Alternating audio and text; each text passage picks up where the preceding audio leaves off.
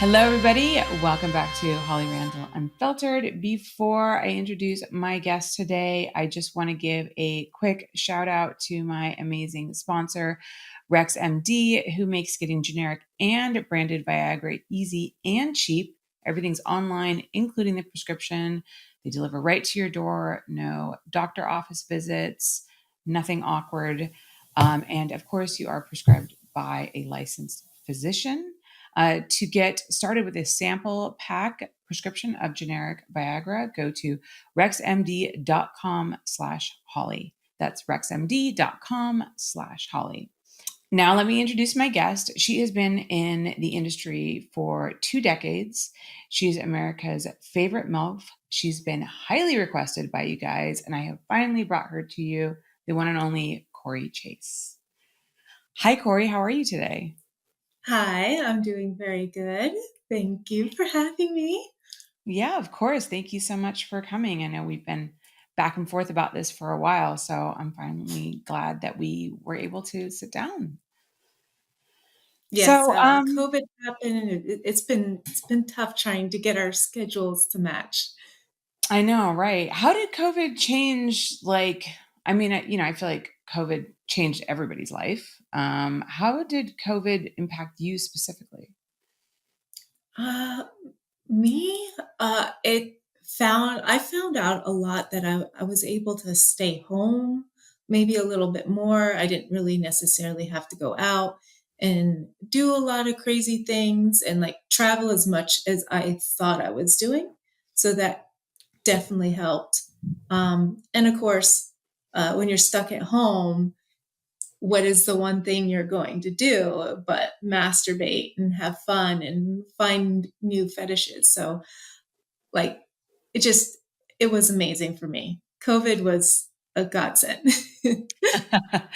It's so interesting. I feel like, most people wouldn't say this, but I feel like a lot of people in the adult industry, performers specifically, feel the same way because, yeah, it was this opportunity to realize that you could actually survive pretty much on your own financially through, the personal content platforms like OnlyFans, etc. And it definitely changed the adult industry completely. Do you prefer the way things are now where you can produce more content at home and shoot less for studios? Yes and no. I like that girls are have this way of making money on their own and not having rely on production companies. But then it's kind of degraded uh, porn a little bit. It's become a little bit more disposable, and people aren't really expecting a whole lot of like production work when it comes to porn because they're watching it and then they move on to something else, which this was a trend that was happening even before COVID. Uh, but like I've noticed that even the stuff that I'm maybe putting more time in, I have more stars that they're just not appreciating the work that I'm putting into what I'm producing. Um, th- that has kind of been a little like, darn. Like God, why couldn't we also go back to how it used to be too? yeah, I relate to that so much. I put a lot of work into the stuff that I shoot for hollyrandall.com.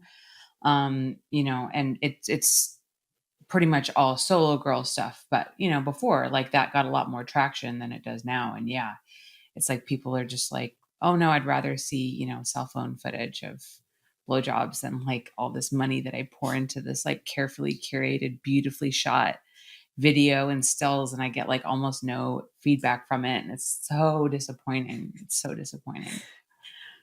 Yes, So, I feel that pain. but you are still shooting for studios sometimes, like you were just out here. And Yes. so what's that like being back on set? Like, what do you love about being on set versus shooting at home? On set, I like that I can just be the model. I can focus on doing what I need to do with what they've given me.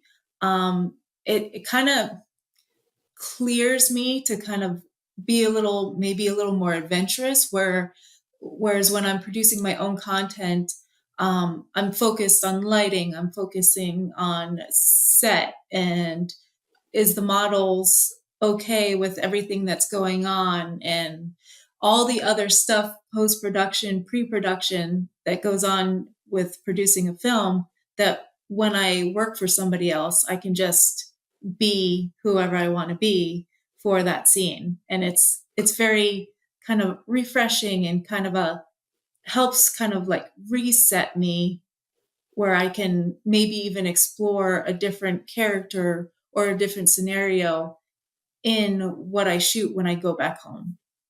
Yeah, no, that absolutely makes sense. There's a lot of responsibilities that come along with producing your own content.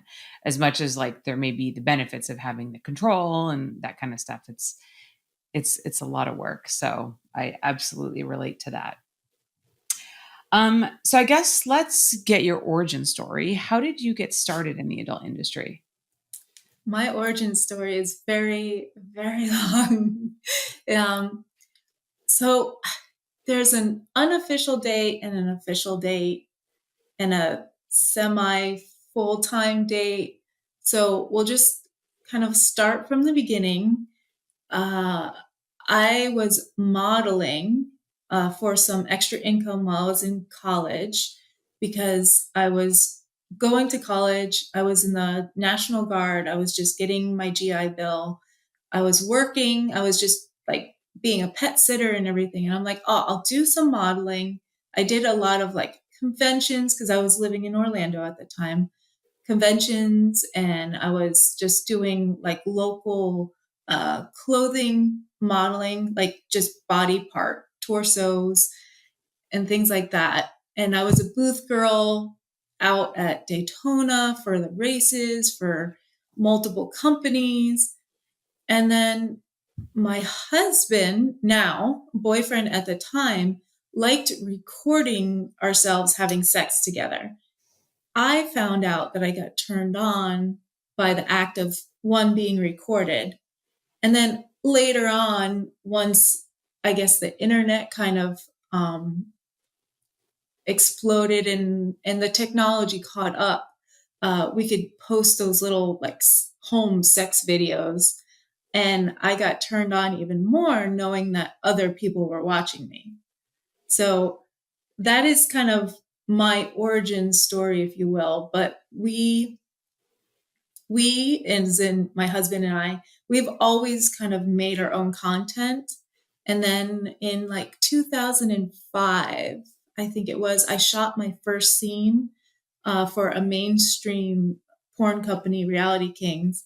And it took a couple of years for it to go live and be activated, if you will.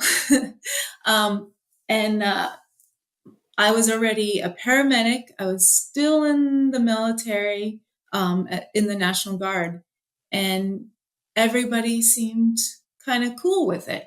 Now, I tried to keep myself very professional in my work, and I never crossed over. I never did any of the production or sex or even answering emails when I was at work. So I tried to separate everything and have these two different lives.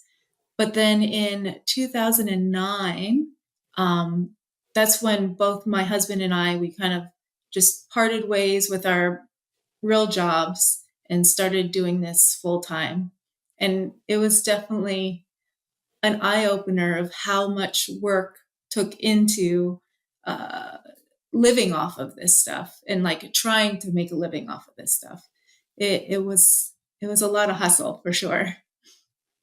Yeah, I mean, that's the thing. Once you become, you run your own business, you can't rely on like a consistent salary from a 9 to 5 or whatnot. So there's something, I mean, I could never have a 9 to 5. My husband has kind of like a 9 to 5, and like the job security that he has, though at times it sounds nice, I'm always like, I like the hustle. And I also like the idea that like I could make significantly more in 1 month, but then not that much the next month. I obviously don't like the next month, but I don't know, I like that. Like I feel like there's more opportunity and options to kind of rise above. So yeah, I totally relate to that. So tell me a little bit about being in the National Guard. What does that actually specifically mean? There, I have a big audience that's outside of America, so they might need a little bit of explanation there. I signed up my senior year of high school, went right out of high school, and went into basic training and AIT, which is known as like their school. So you learn how to do the job that you're being hired for. So I went in, did my 8 weeks basic training, and then I went off to my school. I became a cook in the Army. Learned how to cook. I was also doing some catering and stuff beforehand when I was in high school, worked for a catering company. So a lot of the stuff I had already known, and it was cool, but I wanted to move over to the medical field and become a paramedic. That was like one of my dreams. It's very complicated, different levels of military. So in the National Guard, you go one weekend a month, and then 2 weeks out of the year, you are activated to do field training, usually. We were an air defense artillery unit, so we shot down missiles, planes, helicopters, drones, things of that nature. Anything that was flying in the air, we took down. And we practiced every single month. And then 2 weeks, we would do it out in the field, if you will, reenactments, virtual reality, as much as virtual reality was available back then. And I was part of the headquarters. So we provided the support for the unit that I was attached to. Right. And were you working as a medic at that time I or was during still a any of cook those? in the Army, but Okay. I had gone to school with my GI Bill, and I got my paramedic certificate, national certificate. And I was trying to work with the National Guard to either get a dual MOS or just get into another unit to where I could swap over and have a different skill set. One, because I was trying to get my promotions. It's very hard, especially for a female, to get promotions back in that day, Mhm. for an infantry unit, because that's what we were. And as a paramedic, I mean, I had a friend who was a paramedic and they just saw like some crazy shit.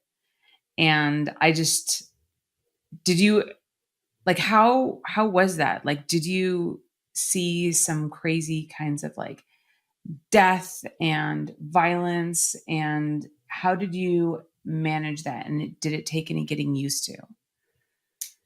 I managed it fairly well. Nothing really super duper like affected me and like really made me um, like sit back and think like, what am I doing? Like, I can't handle this.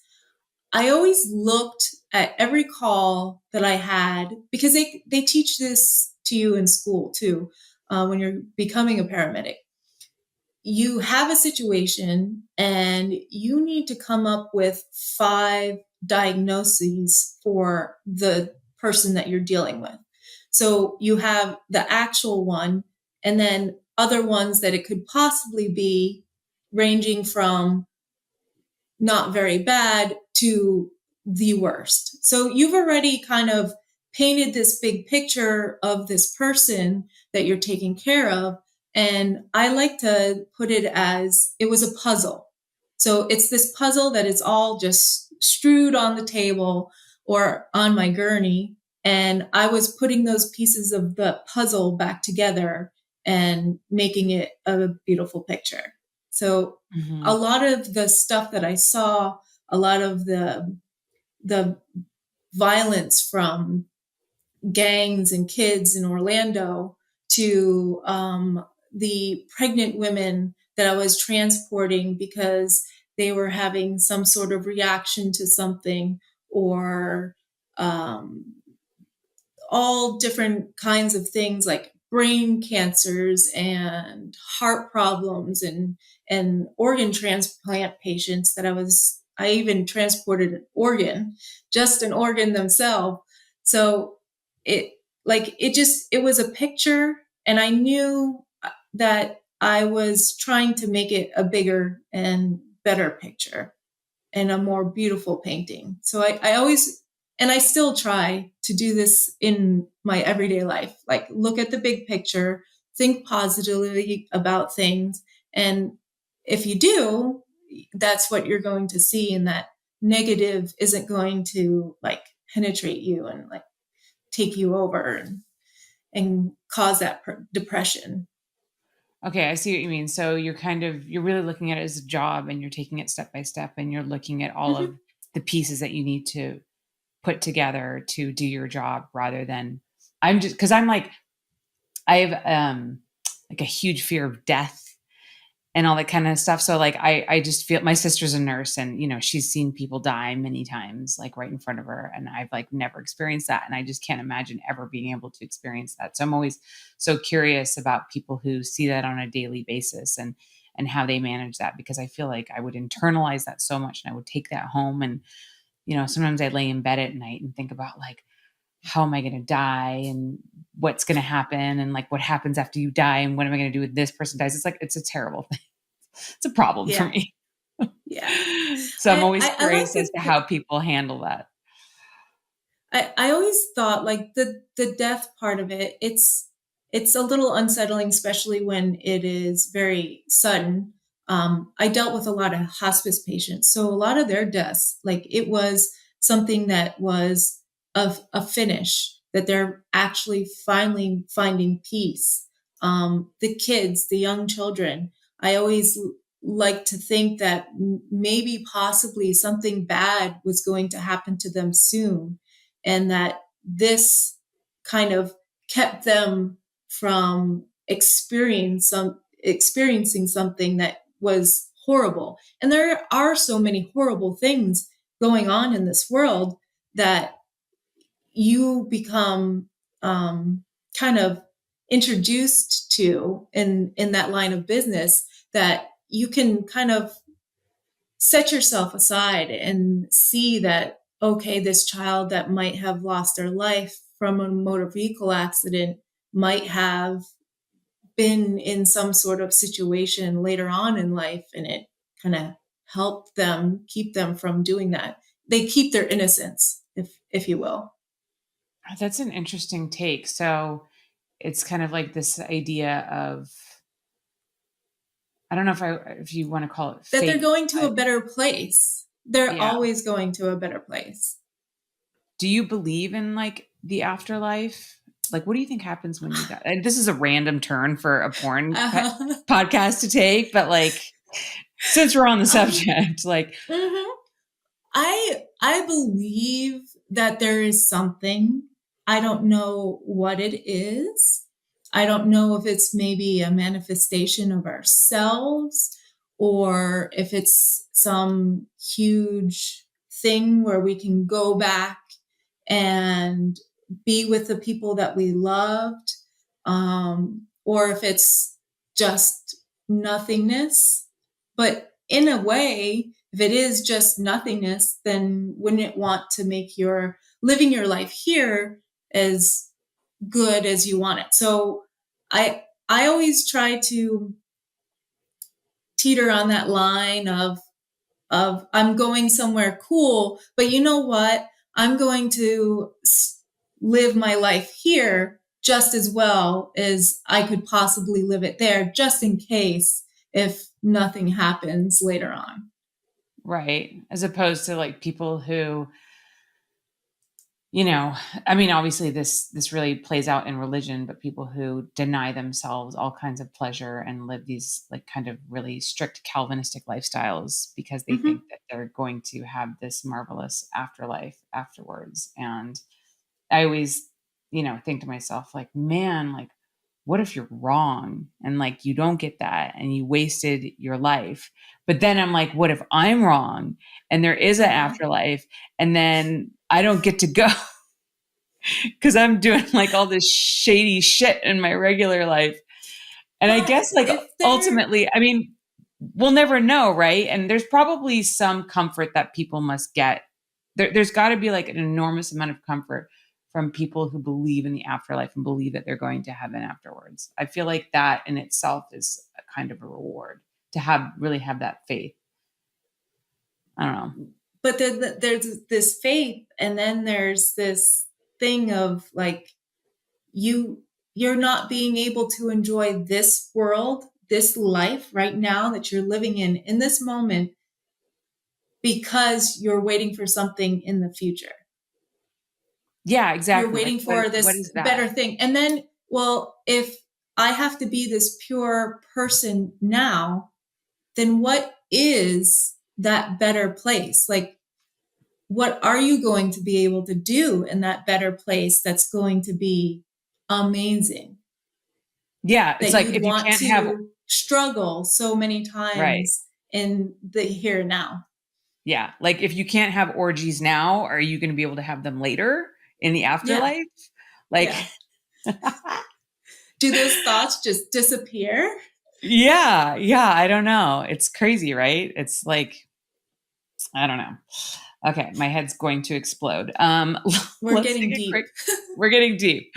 Let's take a quick commercial break and then when we come back, we're going to go back to talking about porn people. I swear. I swear we're going to talk about porn and we're going to talk about faux scenes, our favorite new trend getting stuck. Cory, moving away from the afterlife, death, and the meaning of life.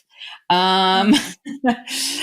you specialize in you do a lot of those stepmom faux roles, which are enormously popular, which pretty much we all I shoot. just, mhm. Um, there's kind of a divide among performers whether or not they're comfortable shooting those kinds of scenes. I will say personally, at first, I was like, I don't want to shoot those kinds of scenes. And then when it got to the point where like, well, you're going to shoot those kinds of scenes or you're not going to get it work, I was like, fine. Um, were you ever on the fence about performing in them? In the beginning, my very first actual stepmother type work was a custom video that I did for a fan. I have it in my notes. Hold on. I can never remember dates. So it was a custom video that I did with a fan with Christy Mack. It was my stepdaughter's, my rebellious stepdaughter. I think that was in 2000, yeah, 2012. It was weird because Christy Mack and myself were very similar in age, and I was playing her stepmother. So it felt weird because it's like, how could I be a stepmom to somebody that's like my same age? She was only like 5 years younger than I was. But Hmm. then again, it's step. And we, back in that day, like saying step was like not as strong as we have to say it now. So when I'm like saying my daughter was okay, but when she would call me mommy, it would like weird, like I would get this tingle down the back of my neck. And I started like diving into it, reading a lot more about it after the fan.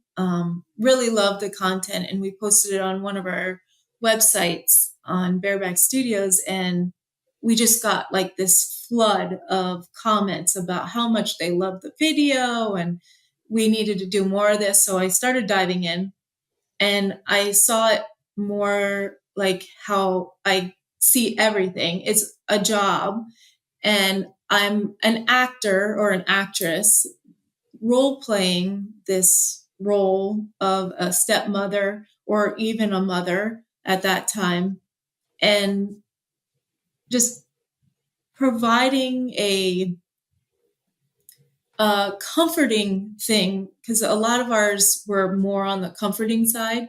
So I was providing a comforting thing that maybe they didn't have when they were a child with their own mother or stepmother, or something that they yearned for growing up. maybe not necessarily incorporating sex with it, but they were definitely seeking some sort of approval from their stepmother. So the more I dug in, the more I realized that there are deep-seated things that had gone on that I don't know, it's hard to explain. It's like I learned more about each of the fetishes that I've done that it kind of separates me, and I just come to terms that I'm playing a role and that it isn't really real. It's just fantasy in the Mhm. end. Yeah, I want to actually read. I never do this, but I thought this was a really interesting insight. I want to read a comment from one of my viewers on my YouTube channel. When in a previous podcast, we were talking about the FOSES stuff and the stepmom scenes, etc., and like why they're so popular. And so this person, Honored Mule, wrote, "I suspect the family tropes are arising from increased social isolation. In my day as a child, it was the teacher or the girl next door because those people were just beyond reach. At the range, we could see and desire but not touch. They also tended to be more mature and elegant than accessible peers. Enter the smartphone and hyper protective parenting, and children of today end up with smaller, real social circles, less human contact, and shrinking physical borders, all alongside the increased incidence of blended families. Now you have people who are just outside your reach, whose very presence isn't normalized from birth, yet are placed right in the same house as you, often without third party supervision. And chances are the older family member got there by being sexually desirable to your previously single parent. The fantasy makes sense to me as one of opportunity for the sexually repressed." I thought that was an interesting take. I hadn't really thought about, the idea of the social isolation. Why can I not say that word? Isolation. The social isolation. Wow. Again, apologies to everybody listening. I didn't get home from set yesterday until midnight. I'm tired, so my mouth is not working very well today. But yeah, I just thought that was an interesting idea because I hadn't considered that. Because it is true, like we are kind of becoming more insular. We are our social circles are smaller. We don't like necessarily know our neighbors. We are becoming like more. It's kind of that the irony of we're more connected now than ever with smartphones and the internet. Yet, like we're more isolated as well, which I feel is why content platforms like OnlyFans, et cetera, where fans can access their favorite porn star and interact with her on a one-on-one basis, the explosion of that, I feel like really shows, I don't know, there's like a pandemic of loneliness kind of. Do you see that at all? Yeah, yeah, for sure. Like, and our willingness to go along with whatever story they may have or whatever problems that they're dealing with. We're the ones that are there to help them kind of maybe even just talk through it themselves, just an outlet to where they can express their feelings and then be done. Like Yeah. there's no real true connection, which I'm noticing this pop up more with that free use porn, where there's a Mhm. disconnect from both parties within the porn. So the Mhm. free use and the step, it's like I'm getting what I'm getting out of it as the stepmom, and the stepson is getting what he's getting out of it. But we're not really interacting with each other during the scene, which is very odd for me because I talk a lot um, in my scenes. So I'm trying to allow the viewer to understand what I'm going through throughout the scene. So I verbally promote that. And with this free use, it's almost like I just continue to do laundry while my stepson has his way with me. But it's not Hmm. really he's having his way with me because I'm consenting to it as well. And it's a whole new genre of porn that's been out there that I've been So, shooting recently. so explain to me the free use genre because I actually have never heard that term before. What do you mean specifically by that? From my gathering of just trying to pull information, it's a Japanese based like porn. Mm-hmm. Now, my free use is different than their free use. Like my free use is we establish rules within the household, if you will, and you kind of you ask and you can get, which I guess, if anything, I mean, in this world, if you ask, you're going to get an answer of whatever you want. But in this fantasy world, you're getting exactly what you want. But we're Mm-hmm. allowed to connect with each other and respond to the actions that each of us are doing. So I can react to the sex that I'm having, I can orgasm. Whereas some of this free use porn from Japan, the rules are established that you're pretty much allowed to do whatever you want to do. But like I was saying, like the laundry situation, I'm wearing a shirt or a skirt with no panties on. My stepson comes up to me and he has a heart on. Um, I just kind of lift up my skirt, show him that I don't have any panties. That means I'm ready for sex. It's kind of Mm-hmm. this un um like you don't the consent guidelines or the consent is really shaded, but like there's no verbal consent. It's all just done on action. So I don't know if it Mm-hmm. has to do with how isolated we've become and a fan is just jerking off or using a toy in his home, and then we're doing our thing over here, and that isolation has caused the lack of responses to different things because I don't really know what the person is doing on the other side of the camera, and vice versa. They don't really know what I'm thinking and what I'm doing. So it's like, it's very, very odd porn. That I Mm-hmm. think it has been a little more unsettling for me than maybe the step family thing Because because like there there's a kind is of it, disconnect between the performers and the yeah. And it's literally a disconnect. Like I cannot react to the sex that I'm having. Like I can't verbally like orgasm. I'm like sitting on the phone talking to my husband while my stepson is fucking me, but I can't react to that sex. interesting.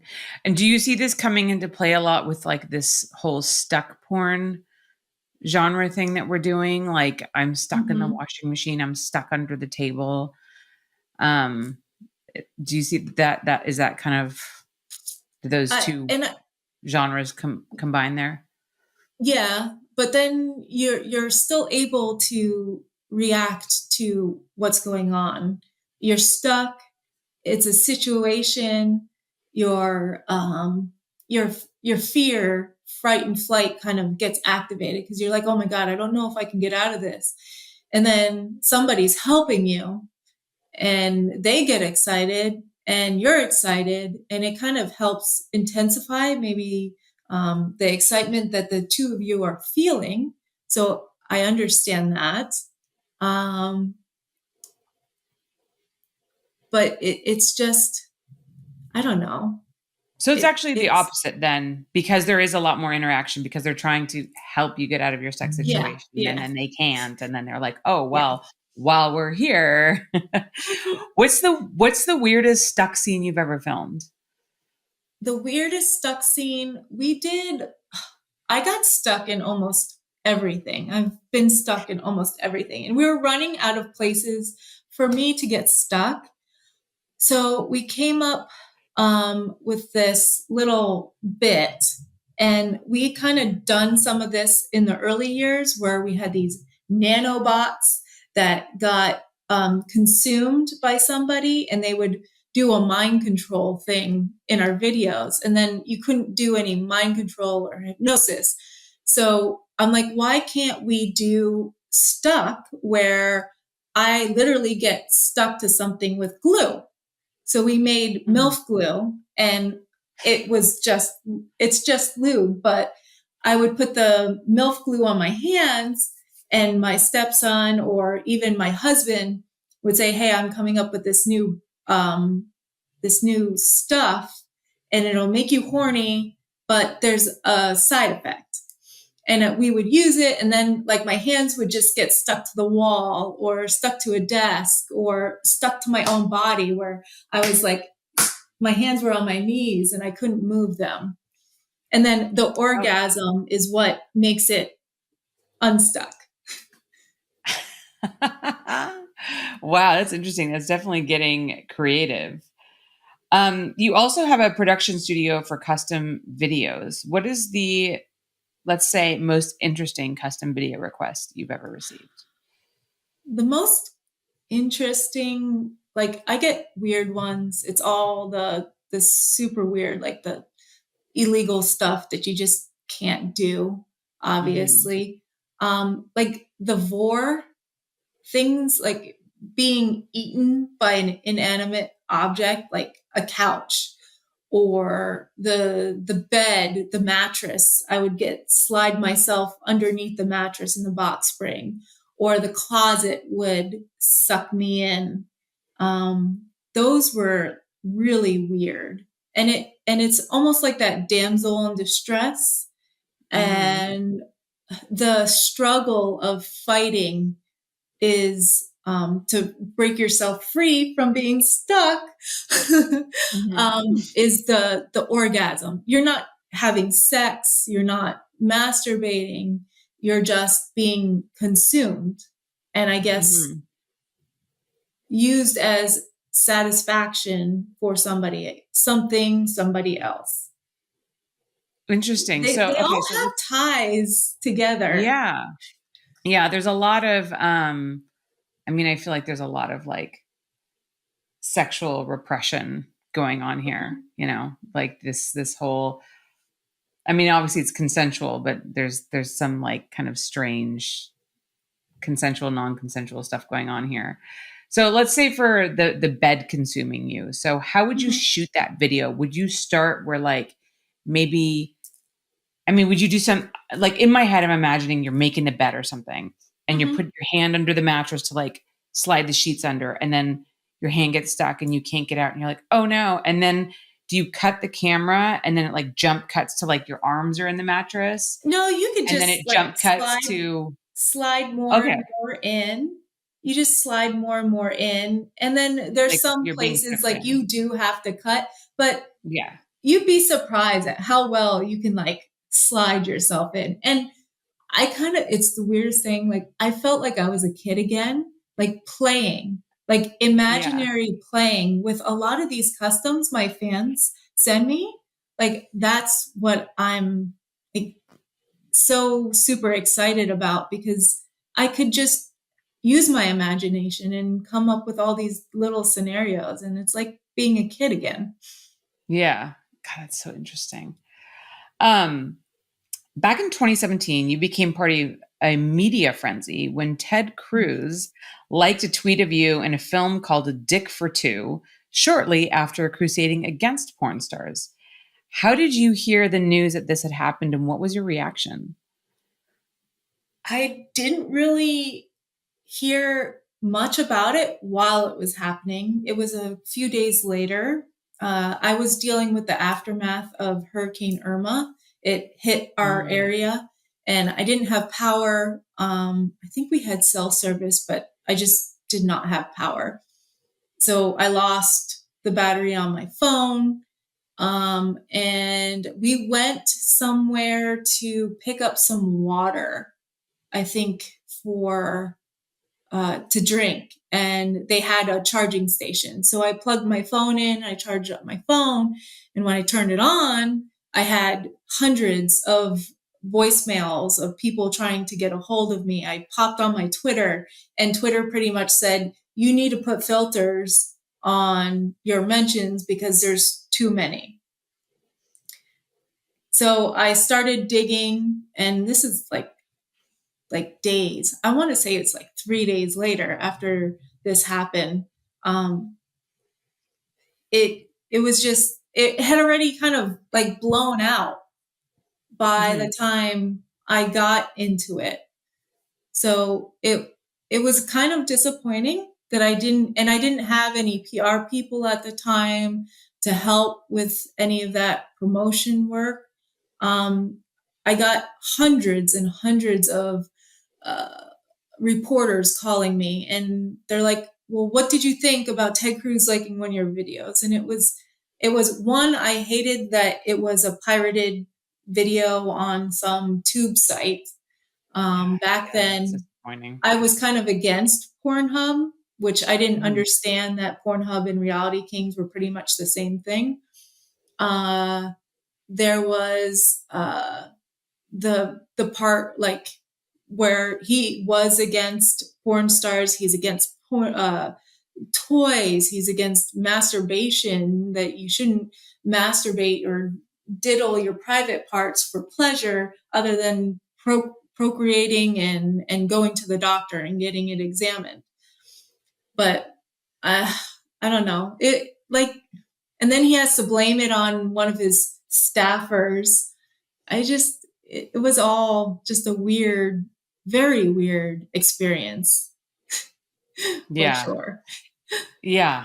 And, just another example of those who crusade like the hardest against porn are generally like some of its biggest consumers. It's just so frustrating because we have so much, negative PR around our industry and so many people like fighting to ban porn and all that. But like everybody watches it, like everybody does. And it's just Yeah, like, it's oh my human God, nature. people. Yeah. It's just, oh God, so frustrating.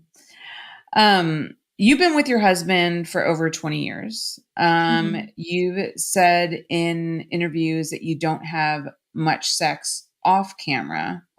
Why is that? Because there's not a whole lot of time left. Because you have so much So sex on camera. yeah, they call it a money shot for a reason. So Hmm. when my husband's a performer and I'm a performer, granted, um, my performances can be faked, if you will, a little bit easier than his. Uh, and I do enjoy facials in my videos. So the bigger the cum shot, the more I can swallow. I enjoy it. And it is the money shot. It's what we're kind of known for. Luke, my husband, he was a big Peter North fan. So he liked those ropes that he would throw on a girl's face or on her chest. And for porn, that's what I kind of grew up Hmm. watching, was like Peter North and like facials and like, I guess, bukkake scenes, which Hmm. I'm just now realizing. um, Maybe why I have the cum fetish that I do. So we shoot 2 to 3 times a week, for our own productions, depending on models that we might have. And then we're shooting content for my OnlyFans. And then we're also shooting custom work. So once you start adding all those hours up, on top of working out and cleaning house and cooking food and grocery shopping, that you really don't have any more time in the day Yeah. to do anything else. And you're exhausted at the end of the day, that you really just want to lay in your pool, enjoy yourself, and go to bed. Yeah. Yeah. I relate, definitely. I mean, I don't shoot scenes with my husband or shoot sex scenes at all, but I have a child and I have a full time job. So I get the whole like very tired at the end of the day. Mhm. Um, so does your husband also work with other performers as well, or does he only work with you? He works with other performers for our own content. for our own website. He doesn't work for other production companies. He's pretty much just stuck to us because working 2 to 3 days out of the week is, I mean, really all he's willing to do for our own stuff. You got to space out those cum shots. Yeah, exactly. Especially if you want to throw Peter North ropes. So is there ever, because, there's always one of the questions that I see so often from my audience is, how do people in porn have relationships with each other? How can you be married and still have sex with other people? How can you be in a committed relationship? What does a committed relationship mean? How would you answer those questions? So we were dating for a couple of years, and we kind of dabbled in some swinger lifestyle. I found out that I liked being recorded during sex, that it was a turn on. So like all those things kind of led to where we are now. But then that kind of backstory, like behind the scenes, is a lot of communication. There's always got to be an open communication between you and your partner, and understanding what kind of relationship you're having with your sex partner, if there is any kind of relationship at all, or if it was just a notch on the belt type of thing. So like communication, it has always been the biggest key, because we've dabbled into having side boyfriends and side girlfriends, and they always come and go, and they get tired, or they're out like doing things on their own, and we kind of just separate from each other, the side pieces, if you will. But then our marriage and our relationship with me and my husband is that constant that is always there. We know we always have each other to fall back on. Yeah, that makes sense. Cory, thank you so much for joining us. This has been really interesting. I'm glad that we got into everything from military service to life after death to being eaten by your bed for custom videos. This is truly, I feel like this interview is just big, wide spectrum of topics, and it's been really great. Can you let everybody know where they can find you online? Plug all your social medias, your OnlyFans, all that stuff. Okay, so you can follow me on Twitter, Cory Chase XXX. I no longer have an Instagram account. Pretty much done with Instagram.